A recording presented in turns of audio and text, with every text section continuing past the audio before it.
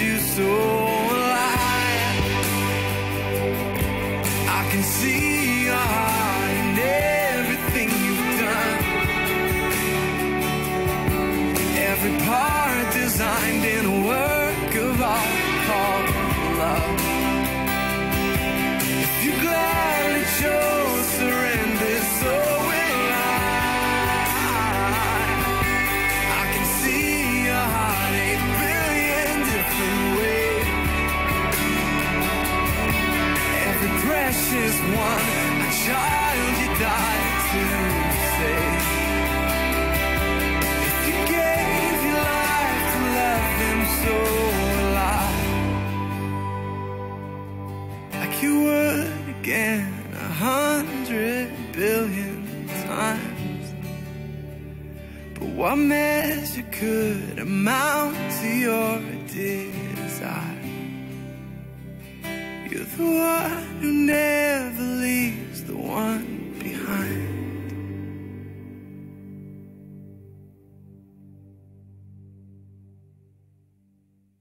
Ben and Joel, good to see you guys. Good to see you, man. It's awesome to be here with both of you, and just because you kind of lead in different places. Joel's in New York, you're in Sydney, the city campus, and but you guys have come together, and this song "So Will I" is just amazing. I mean, we were just sitting around the table, kind of listening through the new music, you know, at Worship Together Capitol, and the song came on, and I think it got done, and we were all just kind of like just wiping eyes and everything, and it's really one of those songs that. It's just a full picture of the gospel, you know, kind of from creation to the end, and it's such a unique song too, in that the way you guys crafted the lyric, it's almost like a psalm in that it takes on, you know, there's a rhythm to it in the lyric, but also it's uncovering a little bit of who God is along the way. But maybe.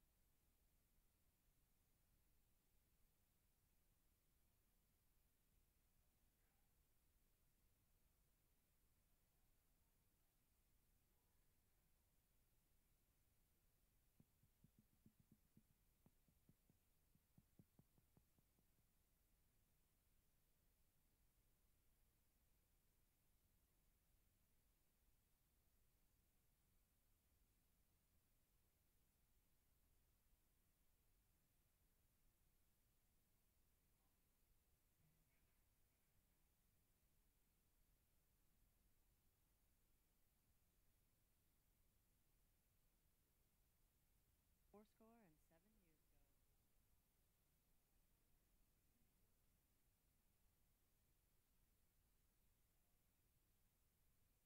7 years ago.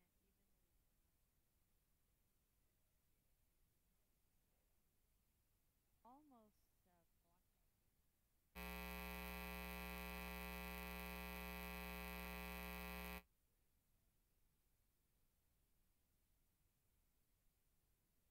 block out.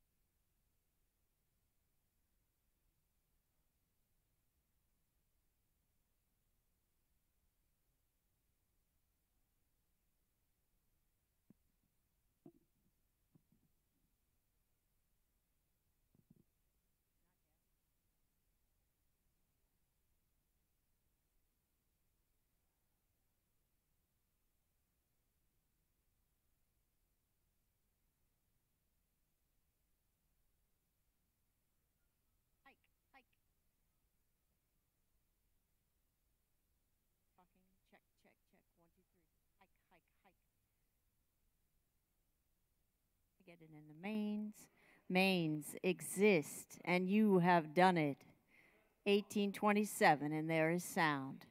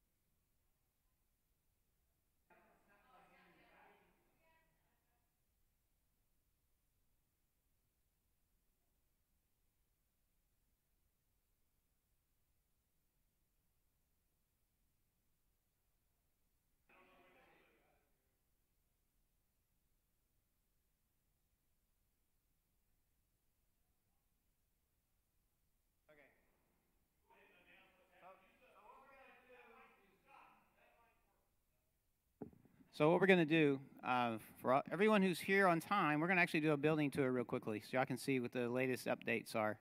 And then we'll get started. For those online, we'll be starting in about 10 minutes. We're going to do a quick building tour for everybody who's here, and then we'll start in 10 minutes.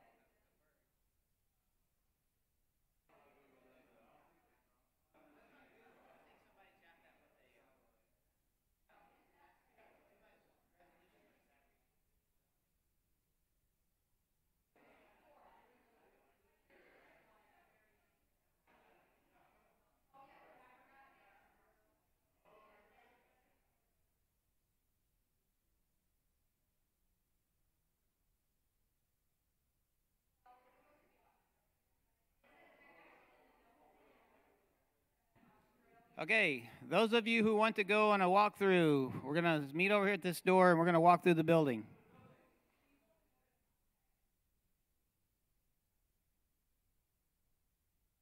I'll bring up the rear, Scott. Make sure nobody's left behind. Look at that. This is the reason to be here right at 6:30. Exactly right. Thank you, Mark. Glad you got it. Hey, on. What? Oh, oh, don't do that to yourself, Kathy. You know, okay, all right.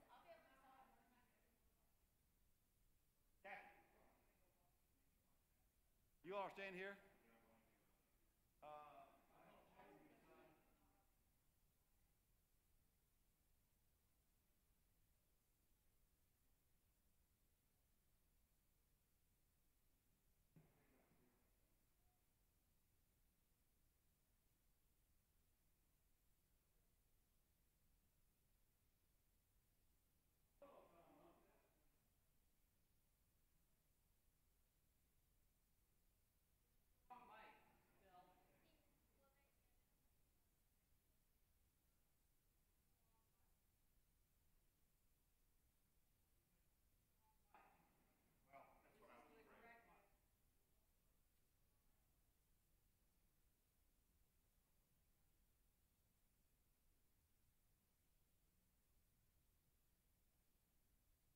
Sound 3, 2, 1. There's a delay. Yeah, this is not the mic we're using. This is the mic we're using. So where was it over there? Yeah. It was on the stand. It wasn't something that I knew about. I prefer this other mic. Yeah, this one doesn't work. Well, it was working, right? Yeah, but Let me have the old one. I'll put it away. no, it's connected. You should be able to have two mics, but that's not the channel you were on. The channel you were on is this mic. Yeah.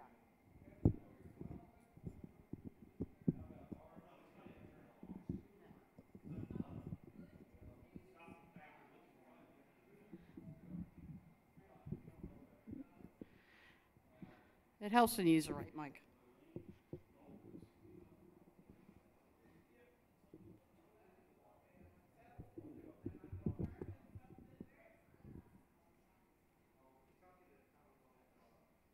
Get my phone from him.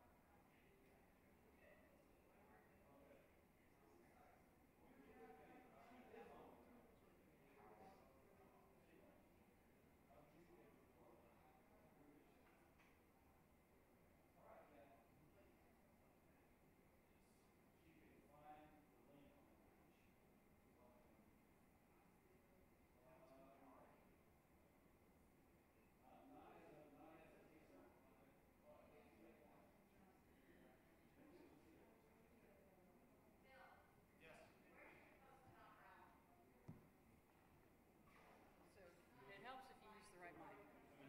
It helps if you use the right mic. The right mic? This is a different microphone.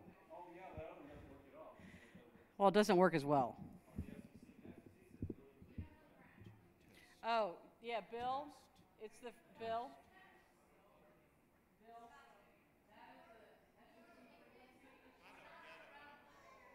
Test 1, 2, 3, 4, 5, 6.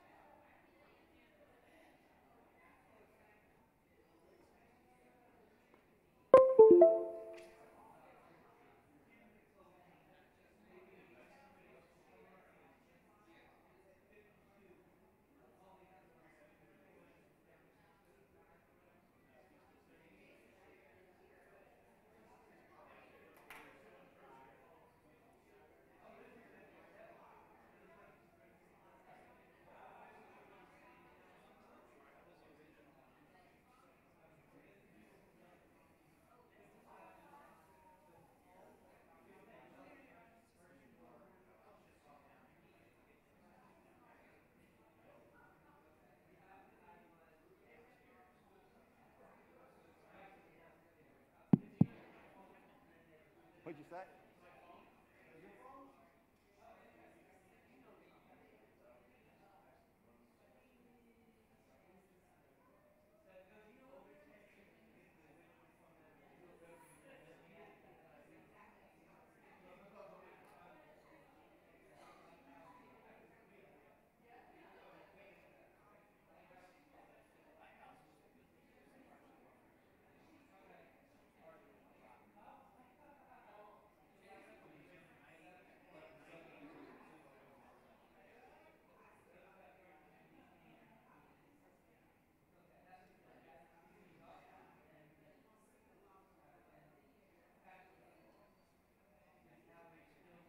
We'll start in about 2 minutes. I was just coming up to...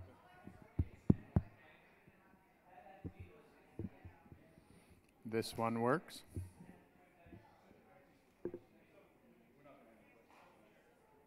Something was not working.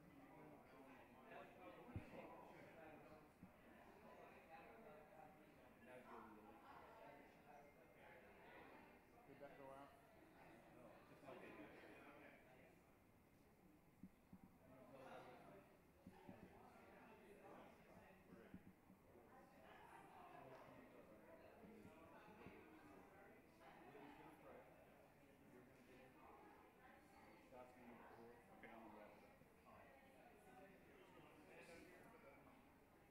Bill, do you want to stand up here for that thing? We put a stand up here that'll hold your computer. That would be helpful. So grab the one you want to get. The one back there by the piano because it's stiff. That guy right there.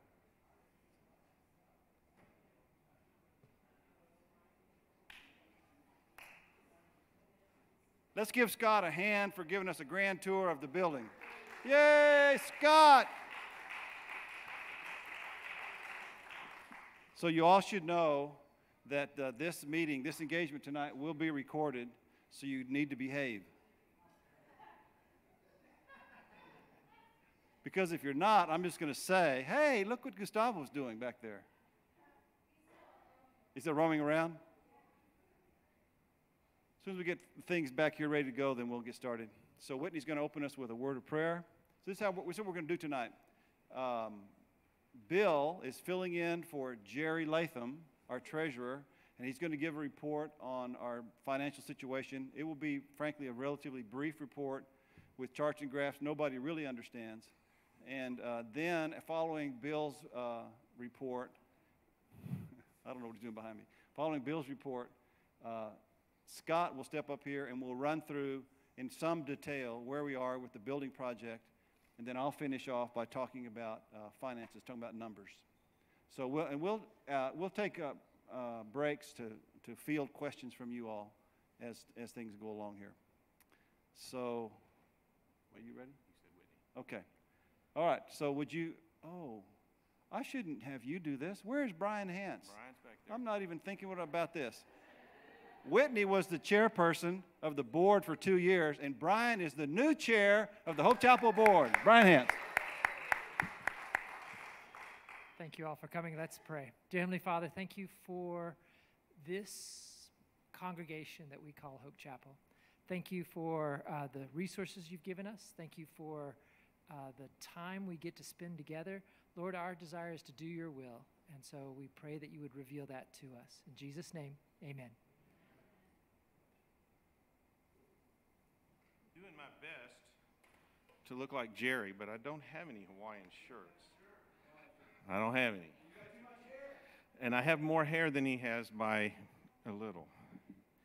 So if there are any questions, just write them down. You can ask Jerry. I'll do my best. Okay, so I'm going to first talk about 2017 through 2018, which was last fiscal year, which ended in August. We had a budget, hallelujah. We had a budget of $690,000, and we brought in $658,000. And Gino managed the tar out of that and got it down to $632,000 spent, which is pretty good. You should give him a hand. Yeah. And so if you recall from previous discussions, there is the term unrestricted income and restricted income. When you just stick money in the box and you don't write anything on the check or Hope Chapel, that's unrestricted. When you say this money is to go to this situation, like the building fund, that becomes restricted. So you see here we have, in last year, we had about close to 700,000 on unrestricted and about 500 on restricted. That makes sense? So this chart is about unrestricted. It's the most complicated chart anyone is going to show you tonight. So there's a black line there. That black line looks like this, all right? That's the 10-year average of unrestricted income by month. Calendar year starting in September of 2017 going through August of 2018. Then there's a bar at each month, black. That bar shows what's happened overall over the 10 years, the highest high and the lowest low. And then the colored little segment bars underneath that are what happened in last fiscal year. So you can see in October, we came in and set a new low for unrestricted income. And you can see in December, we set a new high in unrestricted income by just a hair. And you also see that we set a new low in March. So that just gives you a sense of how income varies over the year. And there's a ton of work that goes behind figuring out, okay, what week did it come in? And that turns it into a special color on this chart, which I guess is awfully interesting to someone. But you can see that, certain weeks, like the fifth week, sometimes a lot of money rolls in on the fifth week. Don't know why that is. Maybe people think they have extra time. Okay, so let's pause here for a moment. You've seen two charts. Are there questions, or was that really clear? Wow, Bill. Okay. Okay, Steve. You can hand him that. I'd rather not.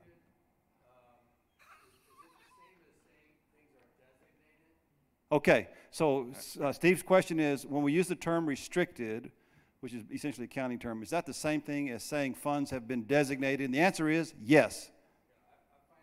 Yeah, designated and undesignated, right? Yeah, that's more common. Okay, any other questions? Thanks for that clarification, Steve. So a thing you can gather from this chart, if you get out your calculus equations, is that we're kind of running below what our 10-year norms are. So you can just kind of keep that in your head. This chart is the second most complicated chart you'll see. It starts out the fiscal year at 0. That's the over on the left-hand side. You see the previous fiscal year and last fiscal year. And you see that, so the blue line let me is... Stop, Bill, let me start. I'm sorry. So the thing on the right side is taking off, so you need to tell them which is which. 217 is the brown one, and 2018 is the blue one. Is that right? Last year? Yeah, so the one that has the great big spike in it, that is this last year. And the blue one is the previous one. Okay. All right? I don't know why Jerry decided to change the color of the one with the green, but he did. I guess to highlight the fact that in that year there was an awesome December, right?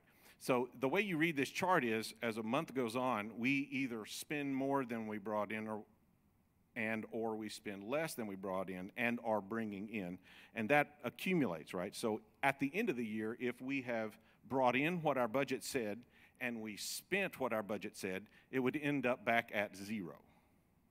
Okay? Does that make sense? So it would go up and down, but it would end up at 0. And we, as the board, look at this and say, on a monthly basis, we say, hey, are we kind of on track to do that, or are we not? What's happening?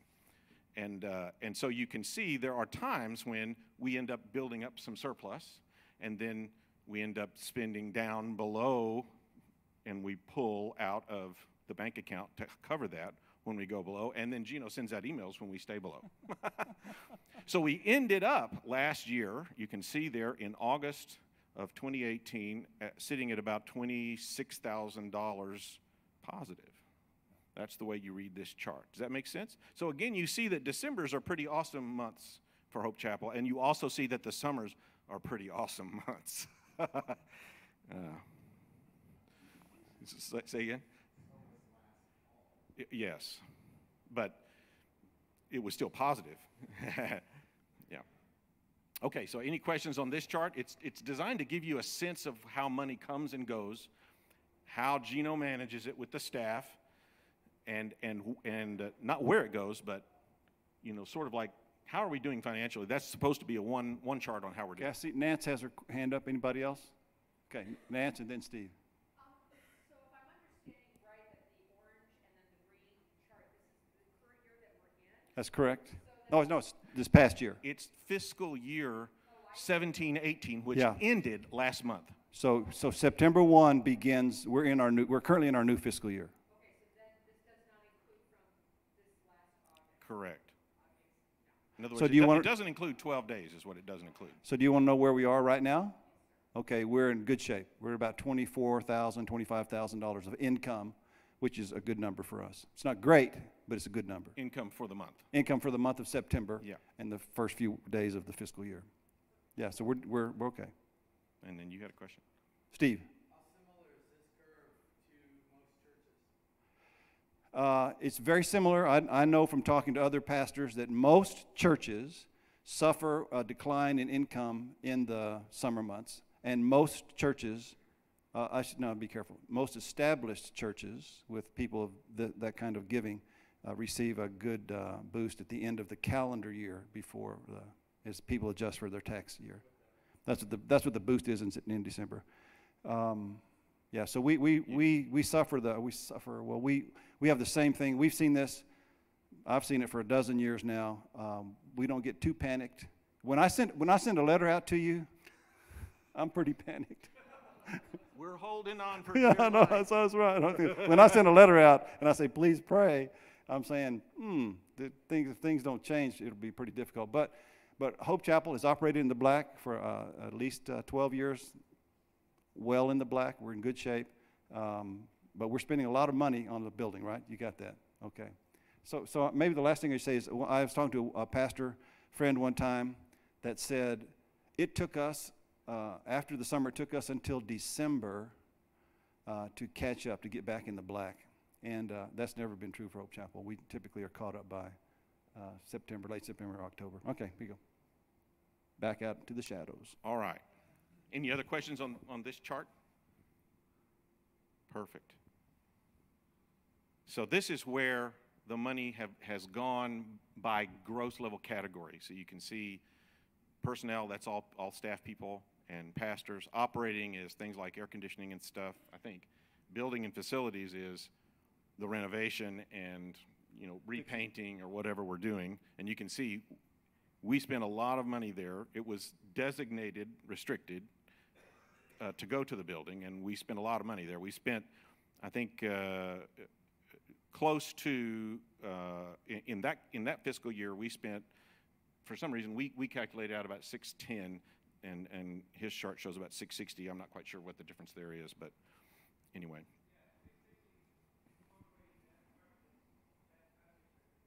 Yeah, but it's not broken out that way in this expense chart that we looked at, so I'm not sure.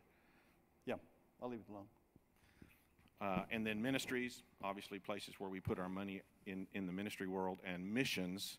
And I don't know, Gino, can you describe the difference between ministries and missions? Sure. So ministries, that would be money that Hollis spends on children's stuff. Matt spends on high school and junior high ministry, that kind of thing. Just our normal, everyday ministry expenses. That's what that is. Yeah, So, good. And so the reason some is that brown? It's mustard. What color is that? Kind of orangey. It's almost a hook 'em orange, burnt orange, right? It's So burnt ugly. orange is an ugly burnt orange. Ugly burnt orange. The reason it's restricted is because we do, so for example, women's ministry will obtain restricted funds as people pay ahead for the retreat, and the men did the same thing, and so that's kind of what that is, and so Yeah. it's a catch-all. Okay, another thing you can take from this chart is if we did not have building renovation and sawdust everywhere, that you can kind of look at most of that money would be going towards people and missions. But this has not been a normal season, so we've been putting a lot of money into the building. That hopefully will stop at the end of this year. Yeah. All right, so now this current fiscal year, which started this month, it runs from September to until August of next year. We have a budget. The board's approved it. It's $650,000. And what we have on hand is $281,000 in cash.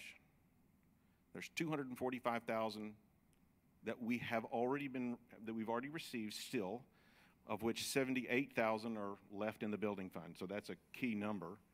We have spent down all of the designated giving toward the building this past month, except for that. And that's right. And they're going to talk about what that means, and they're going to show you the amount, but we initiated a loan when we had the next draw, which just happened this month. And there's $35,000 sitting in designated or unrestricted funds, and that's a pretty good picture of where we are financially, what's in the bank. Okay, any questions? So I think Jerry, if you want, Jerry can give you all the detail there is behind this, which is spreadsheets and spreadsheets. But I don't have that with me tonight. Okay, that's Gino Hild at gmail.com. Yeah, so the truth is, you saw a couple of charts that the board looks at every week. What we haven't done tonight, and haven't done actually the last couple of times, is give you those really long charts with all the numbers and things, because we got a lot of feedback saying, don't give us that stuff, it's totally confusing. Break it down so we can understand it, and so that's what we're doing tonight. So now, specific questions about the current budget, if you have any. Okay, Nance, and then Scott. Is the budget, I can't remember, is it lower or higher than previous years? It's a good question. So I've lowered the projected income to 650 from 680 or 690. 690. 690 was the previous year estimate on income, and so I lowered it to 650. And praise the Lord, my estimate is too conservative, but the budget expenditures will fit within that $650,000. Is that your question? Yeah, and I did that based on where we were in like late May. That's when I have to do the work. We did have to buy him a special shoehorn to make that work. Yeah, we have very interesting conversations in board meetings. Scott.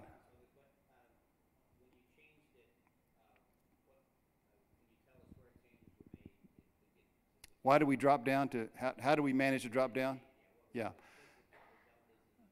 Okay, so one, we're not paying for a worship director.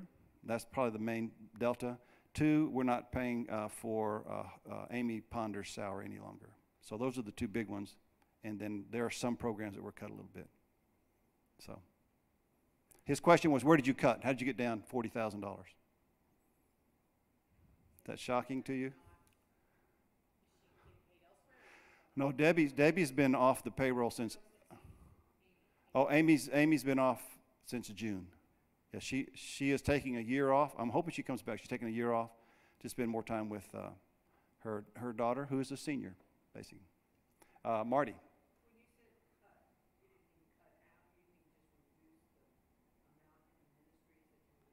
So the question was, when you say cut, you don't mean cut out. You mean reduce the amount in the ministries.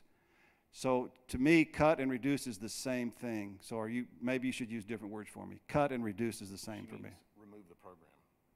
Oh, no. Oh, we reduced the amount we paid on the program. Yeah, we didn't cut any programs. So Hope Homes is still with us.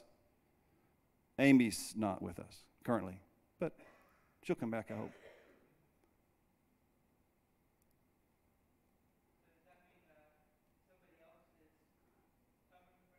Is somebody else covering for Amy? The answer is no. No. Thank you for the question. What exactly did Amy do? Amy mainly worked with foster and adoptive parents, encouraging them in their walk, and found resources to help them. And so there's nobody that I know of that's willing to step in and do that. Yeah. So I'll be happy for somebody to talk to me about that at the end of the congregational meeting if you're interested in doing that. Come see me, really. But I want to warn you that if Amy comes back, she's taking that role. Okay. So whoever fills in is hopefully, in my mind, temporary. That's one reason why I haven't done anything to fill it up. Okay, let's move on. Scott, thank you very much. Jerry, Bill. Jerry, that's right. Jerry.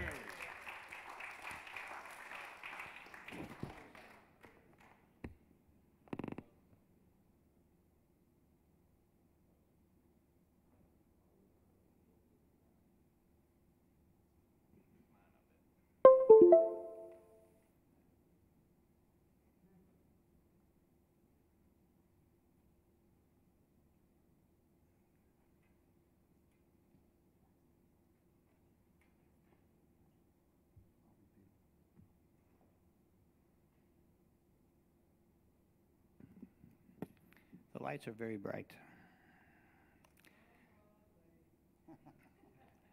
So we're going to kind of fill you in on where we are. I'm glad you got the chance to walk through the building, get a sense of where things are going. We're down to the finishing steps. We'll give you a little status of where we are.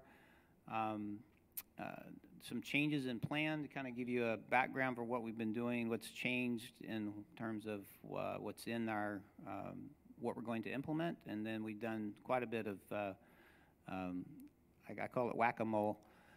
Is we got pricing changes and stuff, so we made a lot of changes as we were going through the plan to try to keep the prices under control and get the project completed. Talk a little bit about schedule, and then Gino will finish up with finance.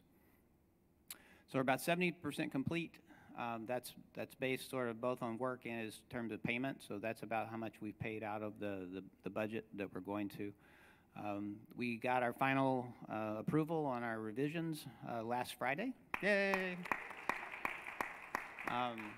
Which was a big one, and because it was covering all our new air conditioning plans, and so that was important to complete. And so we were allowed. Monday we released everything for the HVAC equipment, so it'll start trickling in this week. And so we'll talk more about prayer requests, but that's one to pray for. We've been able to resolve all the issues as we've gone through them. Some of that was a lot of time spent with the city, other places with vendors and or subs, but Tim's helped us well there in terms of managing through the process to get done. Just to kind of get to a punchline in terms of our schedule, since we're in the finishing stages, we have slipped, which you guys can obviously see in terms of time. But right now, what we're looking at is that these restrooms back here should be available at the second half of October. So we should be back into the no more porta potties in 6 weeks. And then our occupancy looks like it's around Thanksgiving. And that basically says everything's done, punch lists are finished, and we're completely authorized to move equipment and furniture, etc. So this is more for you guys that are online. Everybody else that just walked through could see what we're talking about here. So basically, the drywall's done except for one ceiling. The first coat of paint's on. The elevator's structure's in. It actually is operational. So we've taken a ride or two up and down. And door frames are installed, which you saw. That was all happened this week. And all the rough in's done. The HVAC's done, and the electrical and plumbing. I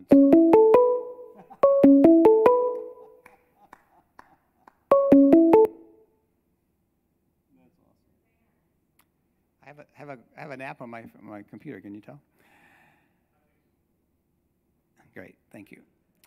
So it's sort of to highlight the changes in plan. This was in the paper this past Sunday for those that saw it, and that there's been shortages of workers, which has helped lead to some cost issues and or delays.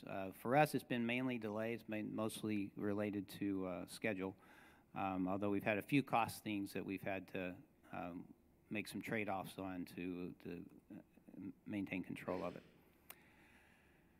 So the savings we did a lot of work on our elevator requirements. The city kept trying to make us put sump pumps and all kinds of fire safety equipment and all that kind of stuff. So that was many, many meetings, but we ended up being able to get through all of that because that would have added somewhere in the neighborhood of $35,000 to $40,000 of cost to the elevator. So I gotta say, and I'm gonna keep popping up here. The subtext is what Scott just said. He said we. It's all Scott. Scott saved us all that money he just said. And he argued with those guys then. All right. So we were able to get it done a little more just because I'm an owner or owner's rep, and we don't have to go back, right? So we're just having one conversation and not, I'm not a GC who has to deal with them every day. So that's been helpful. Lighting changes, we've changed some of our, which lights we're using and how many and things of that nature. So all of these savings, just to give you an idea, when we started seeing some of our pricing starting to get out of control, Tim was looking at me and says, okay, here I can save a few $100. I said, no, I need 4 digits. We need to talk about 10,000 and more, right? So all of these changes we made were tens of thousands of dollars difference in savings and being able to get some budget back so we could spend it on other places for the building plan. So we changed our utility plumbing approach, and we got some different vendors, and Tim helped out a lot on that one. But same thing with HVAC. We redesigned the whole thing because the original was way over what we could afford. In the area of cost increases, we're going to replace our electric service. That's a combination of things that's related to the bullet below it, which is the electric safety issue. And the service that was on our building over here that you walk under when you come in off of Ruth is the original service from 1955 and 1957. Some of the boxes were rusted through. Some of the wiring was original. And we had a few issues. In fact, this building, the feeder wires for this building were a fire hazard. So those are all being replaced. And so that was not part of that. None of those particular items were part of our original plan. But once we started ripping into it and saying, okay, it can't stay. So that increased our cost. And we'll talk more about the money in just a second. And we had lots of rot, and when we continued to build, we found more. The ceiling is over your head. When we re-roofed it and redecked it, we had 35 locations with rotten wood. Now, when I say rotten, I'm not talking about, oh, it's got mold in it. I'm talking about when I drop a hammer on it, it goes through. 35 locations that were repaired. So all the decking's in good shape now. We had fascias and rafters that were rotten, especially around some of the edges of the buildings. We had to replace them, back 20 feet into the roof structure where they had rotted out. But it's all fixed, so that's good news. And then when we got to exterior walls, we had hoping we weren't going to have to replace as much, but essentially everything down this hallway, if it had an exterior wall, it got replaced, and so it's all redone. And yes, pretty much. We didn't do quite as much on this side, but all the low parts were all done. So they've got all new lumber. This wall on this side was completely replaced. It was so much of it was bad, it was just wasn't worth saving anything. So it's completely new. Additions. The top one there's been on several of your lists for a long time, which is when are we going to get a gas stove in the kitchen? And the answer is now. So we got that through the approval process. So the gas line's actually installed, already been inspected, and it's been covered up already. So that'll be there. We're also adding an AV room back here at this back corner to have an additional place to help with particularly video, but other things that we need to in terms of the feeding video to the cry room and other places in the building.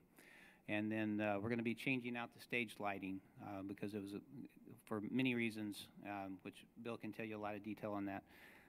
But the other thing was, since we're in the electric system, we could rewire that section that needs to get done as part of this project and have it ready, and then do the switchover. Schedule, just to give you kind of an, where is the impacts, where do we get hit?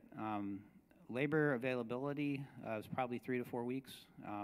In general, we got people here, but instead of getting crews of 3 or 4, we got crews of 1 or 2. And so a lot of the guys end up working by themselves, which is not as efficient. So what should have been done in 2 weeks, it took them, more like 4 to finish up. Delays with the city review and inspection process. We can still be praying about that one. We'll talk about it in a minute.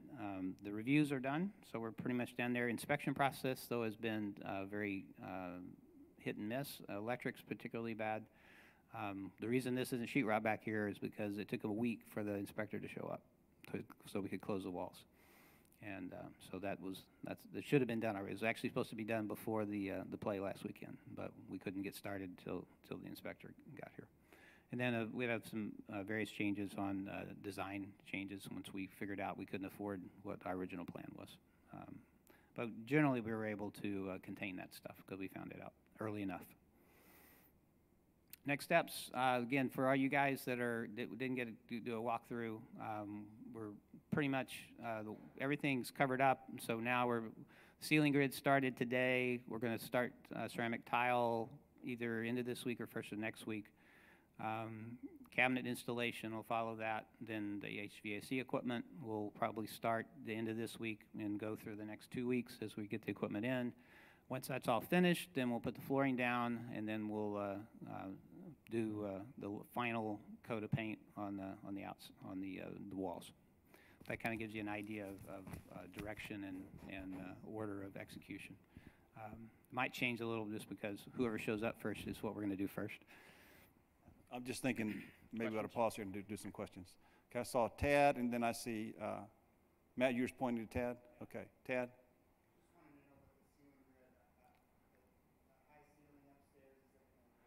Okay, so yeah, so I'm going to repeat the question. So the question is, the ceiling upstairs is very high. Is the ceiling grid going to be dropped down very far? Is that fair? Okay. And the answer is no. We will be putting the ceiling grid as close to the bottom cords of the trusses as we can. So generally, it'll be 5 to 6 inches below that. And so the ceiling grid also in the family room will follow the angle of the roof. Correct. And also in the kitchen, which will be a new thing. Mm-hmm. So yeah. So it'll be a vaulted. It'll look like if you've seen the grids, it'll look like clouds. It'll kind of look like that. So the grids they'll be white with the I-beams with a gray off-tone. Very nice LED lights will be dropped in the ceiling grid to light the whole place. Other questions? Wow. Okay. Continuing on. So key dates. We kind of talked about this already. The sanctuary restrooms back online by the end of October. And then occupancy granted in around Thanksgiving timeframe. And probably the biggest factor there is making sure all the HVAC equipment gets in. So we'll be praying about that. What that is the ask the question. The question is, what is the certificate of occupancy? What that is for the city, it's the final walkthrough of everything from all of the inspectors have been checked off. So it's a final checklist. Everybody goes through, and as soon as that happens, and they give you that says we're complete, you finished the project, you may now move everything in. You can move into the building. When do you anticipate that our fenced-in area for the construction and everything? When is that? When will the fence go away around the structure? We're talking about that right now. I'm guessing sometime mid-October. Because when we finish doing the utility work, we want to do our grading at that point. So we may end up taking the dumpster out here and moving it to a parking location for our final trash pickup. And that would give us a chance to use tractors to move all our dirt around. Okay, Tad has a question, and then Steve again. Landscaping. He's asking about landscaping. There is landscaping in the budget. And it's money that's available for us to save or to use other places if you guys want to volunteer to help. Yeah, so if we get folks out to help with landscaping, we can save several $1,000s. Okay, let's do Steve. So he was next, and then, okay, Amy.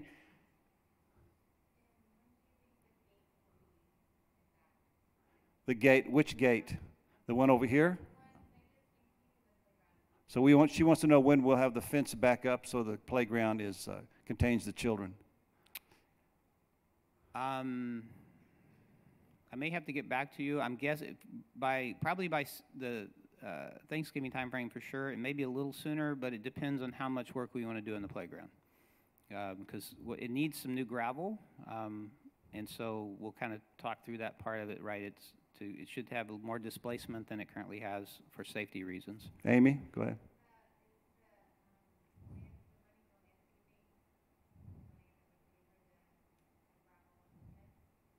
Okay, yeah, so she's asking if you have enough money to do what you just said, I think. Is that fair enough? Yeah. Okay. I don't think so. I think most of that was getting all of our cuts made for drainage and then resodding back and then taking care of the courtyard, because we're going to regrade the entire courtyard, and it'll be sodded out so that it's not a mud hole. So Scott, take a minute and talk about what in terms of the landscaping, what the contractor is going to have to do, and what is it that we can do if we decide to do it. So the things that I'm thinking for us as a congregation to do are probably do planning, sod, those sorts of things. If we're going to, depending on how we do the replacement of brush, or not brush, but plants around the slab perimeter, those sorts of things. So plantings, planting sod. We've got some work we're going to have to do on this side for drainage, so that the water doesn't back up against the building. So it's gardening kind of things, taking plants, either out or in, depending on where we are in the process. Okay, question. I have a question, and I apologize if this is redundant. What was done to prevent water flow again back through if we get a big massive rainflow? Yeah, what's been done to prevent water flowing in? So it's actually not been finished, but. So what we're doing is basically creating a path for water to go to Ruth, right? So the natural drainage of this area is basically toward the creek and to Ruth on our property. So on this side on the east side of the sanctuary, we started a cut swell, and we'll continue to do that, and so there'll be a continual downslope to Ruth, and then we'll do the same thing in the center out here. So it'll. How far from the building is the cut? It's not very far. It's basically the cut goes in between the lighthouse and the main building. So what will be different is the low spot will be between the buildings, not the building.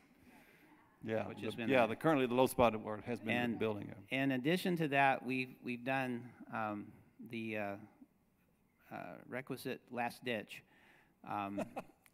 next to the building. So what you see there when you look down right now is actually a ditch that was next to the building, because we weren't sure exactly where our water was coming.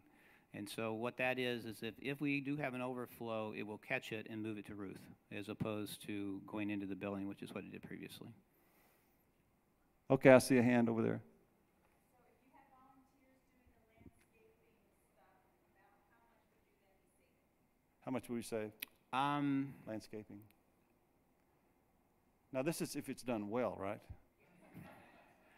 I think Gino's answer of a couple $1,000s is probably accurate, but we probably need to look at, how many we're doing, and are we partly paying, are we doing the whole thing? If we have to have some of it paid and some of it we're doing, it won't be quite as effective as if we say, we can take that off the contractor's plate. You do the grading. We got it from there, right? That's one level, which would give us a bigger chunk of money available to us, because otherwise he's going to put in a lot of stuff in his plan in terms of like resodding, for example. Sod and planting.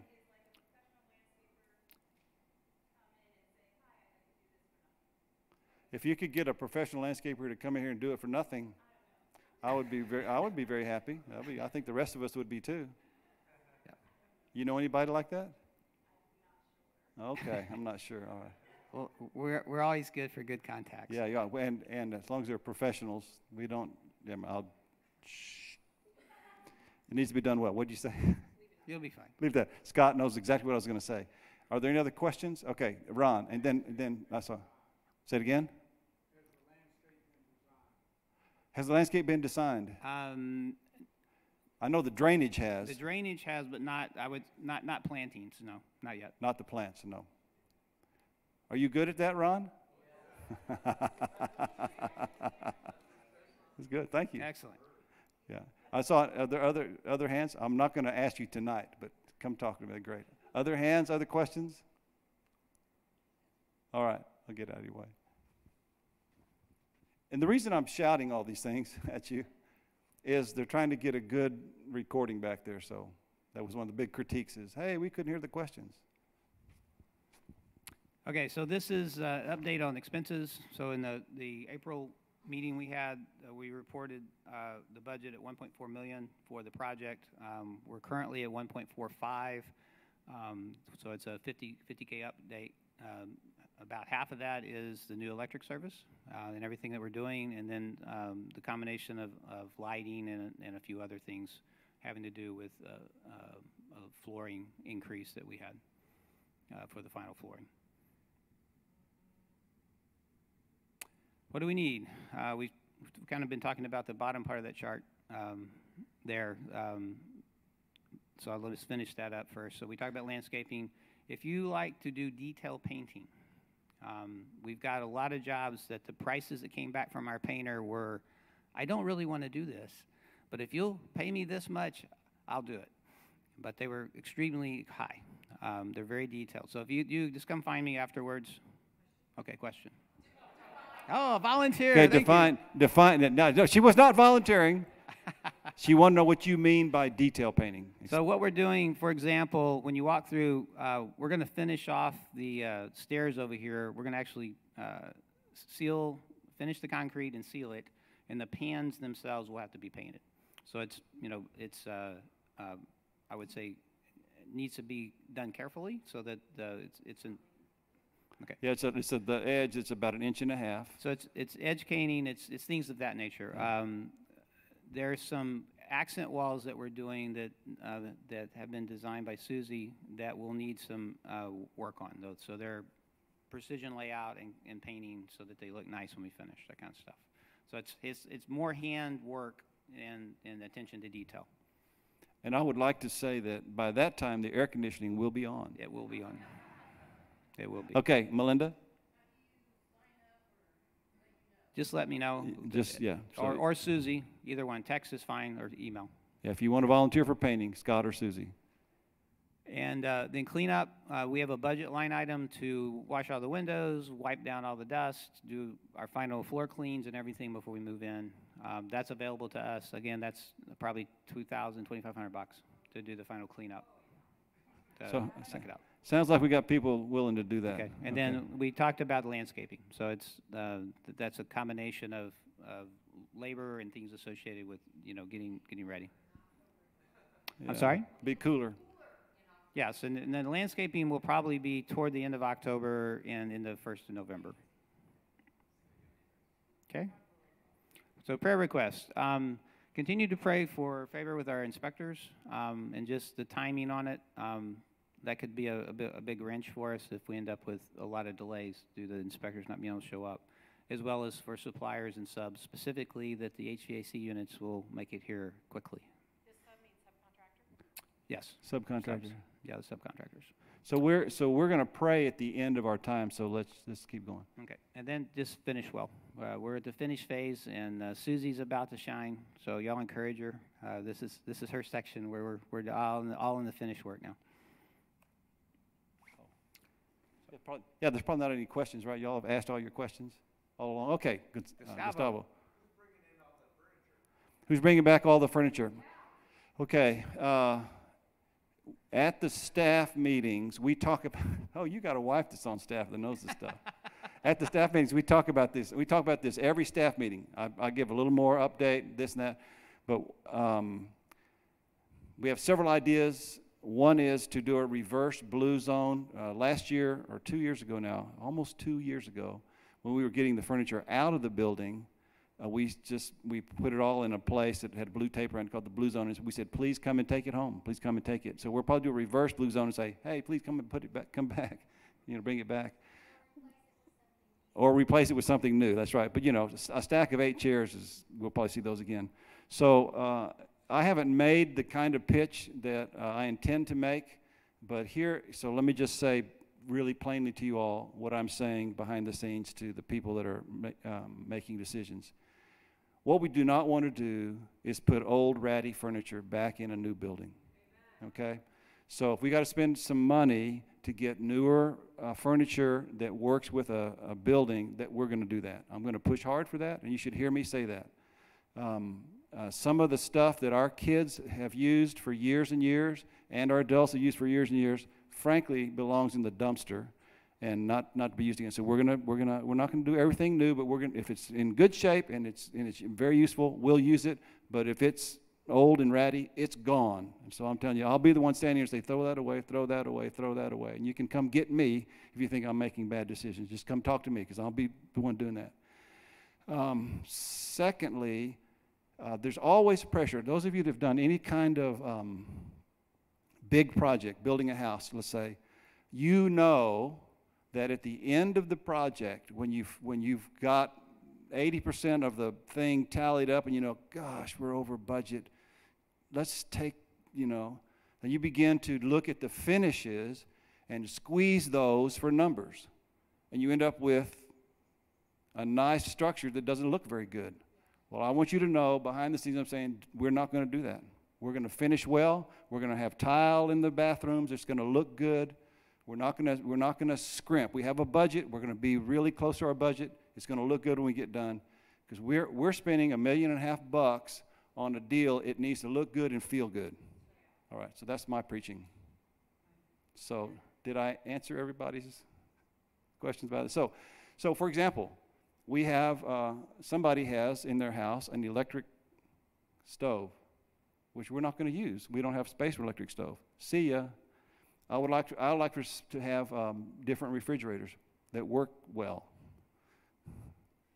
Yeah, and we're going to need a gas. We're going to get a gas range. Someone has already said, I'm buying the stinking gas range for Hope Chapel. We already got a person that's guaranteed that it's going to happen. So if you have a particular thing that's really on your heart that you want to buy to refurbish Hope Chapel's building space, come see us. I want to buy 2 new refrigerators. You got it. Does I see a hand? Yeah, I can do that. Auctioneer. All right, so that's, I think I answered I may have answered not the question that was asked, but one that I wanted to answer. So whoever asked the question, just ask it again, and ask me what you want to know from me. Or from Scott. Well, I'll get Scott back up here. Any other questions? Okay, let's go to the space bar.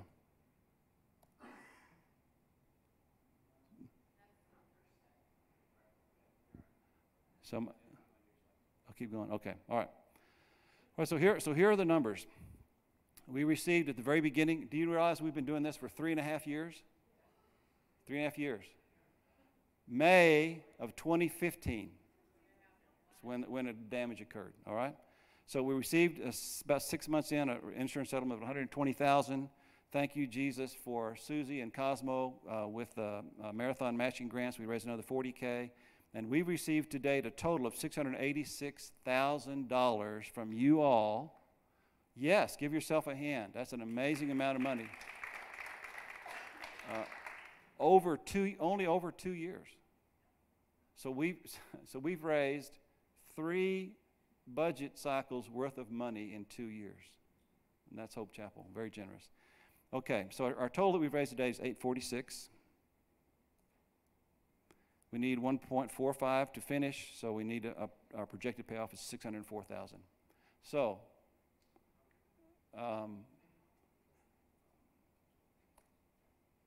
debt reduction day, June 1, 2019. I'm hoping we'll receive $600,000 on that day or before that day. Right now, if you want to begin paying incrementally, you can do that. We have a fund set up, a debt reduction fund. If you just go to the Hope Chapel website and you can do it from the website. It'll get you over to Realm. But in the Realm app, on the giving deal where it says building, when you push building, a memo line will come up. Just put debt or DR or debt reduction, whatever is important to you. We'll figure out what it is, and we'll put it in the restricted fund that will go toward paying the debt reduction, paying off the money that we borrow. That was kind of wonky. Was that clear enough for you? All right. So if we borrow $600,000, our loan payment will be around $5,000 a month. My hope is that we don't have to borrow $600,000. My hope is that we borrow $300,000 or less. Actually, my hope is zero. That's really my hope. Okay. So theoretically, it would be better to make your donation now so you can plan. What Cindy said is, would it be better, actually she made a statement, would it be better to make your donation now so that we can plan? So let me speak to that. So the way our loan is structured, we can borrow up to $700,000, and we will be between $600,000 and $700,000 when we get done with the project. We have a 1 full year to pay interest only. Our first draw occurred this past week. So we have until September of 2019 to pay for the interest and the principal. So June 1 is several months before we begin making principal payments. So if we receive the money by June 1, we'll know exactly how to restructure the loan, and thanks for the observation. That's great. Is that okay? I never know. I talk about money and math, and people go, what?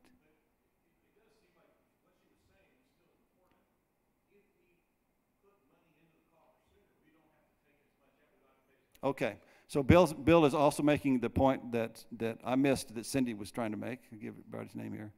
That if we receive money now, then it goes into us having to borrow less money. Yes, that's correct. And pay less interest. Yeah. So I figure the interest on where we're going this year will be about $23,000. That's my figuring. Nobody else can be blamed for that. That's my figuring, but that's pretty close. Tad?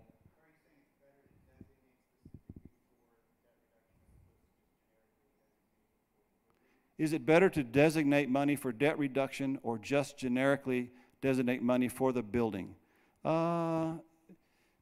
We're not going to negotiate with the bank until the end of the year, so probably it's 6 to 1, half dozen the other, right? So there's no better way to do it, I don't think. What time is it?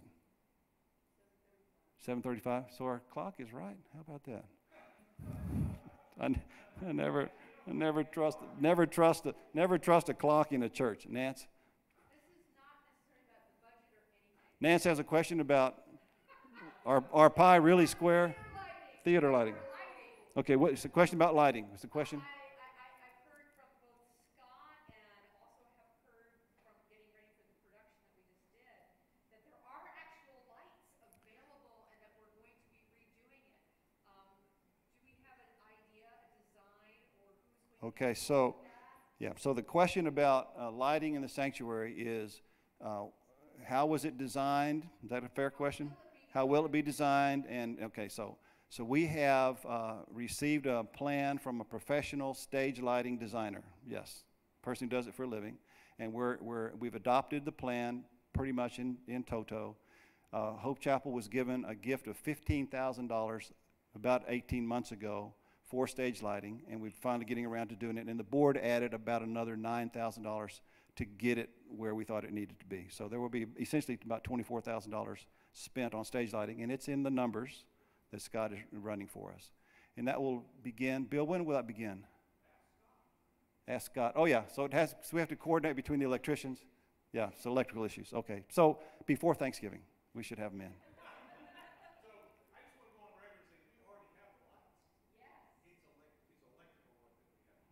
Okay, the lights are here. We're waiting on electrical work. And so with the camera that will be used to send a signal back to the cry room is the camera that's being used right now to send the signal out. Okay, so let me go up to Whitney first, and then Steve, and then back to Nance. Whitney? Oh, Whitney's pointing to the camera. Steve? What about the skylight? And Nance will know that too, yeah. It will make a return. It's a custom skylight, so it's being built. Any ideas? Anything you want to commit to? Disco ball? No disco ball. No disco ball. Okay. So they're right now, Scott has reviewed the plan for the custom skylight that will be installed at some point before Thanksgiving.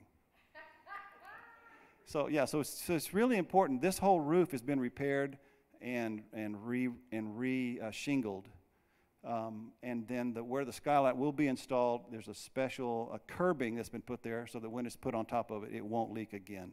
Period, unless the skylight itself leaks. Okay, Missy.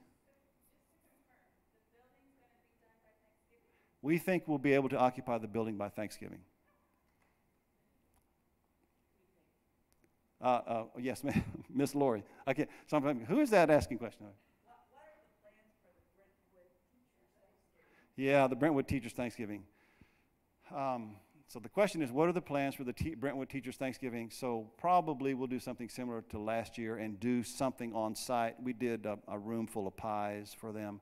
It's just that because of the nature of things with inspectors and building crews or construction crews, we just really don't know exactly when we'll finish, even though we hope we'll be done by the end of October. So I've asked the staff to not plan anything in the building until January the 1st. So we have a Christmas program on December the 4th or whatever that Sunday is, and it's a little dicey. What's that? Do it next summer in July. Oh, that's right. Well done. Well done. I didn't get it. Kim? Yes, okay. So, okay. Right. All right. So I didn't mention the school. Thank you very much. Kim said, y'all talked about having a school in here to lease the building. One reason I didn't talk about that is because our building project is delayed.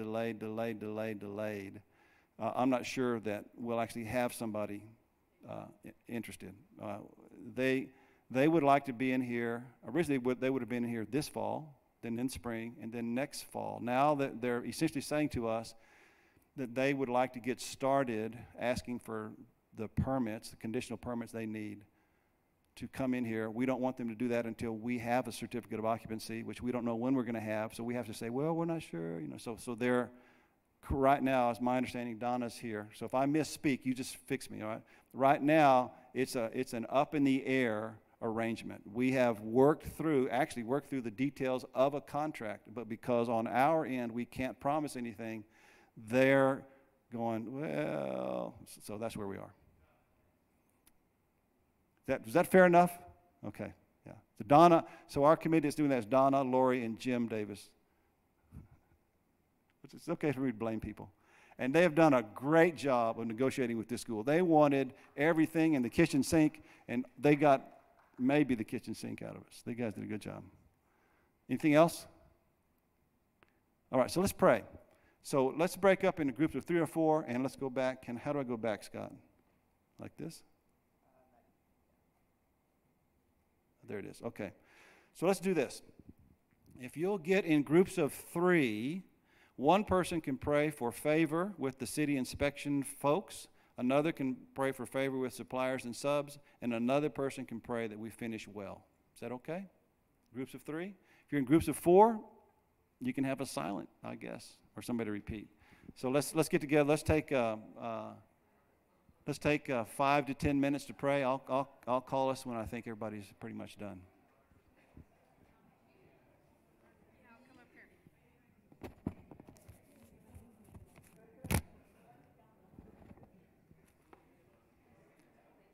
And those of you that are watching this at home, you go ahead and pray. And if you see this as a recorded event on YouTube, go ahead and pray.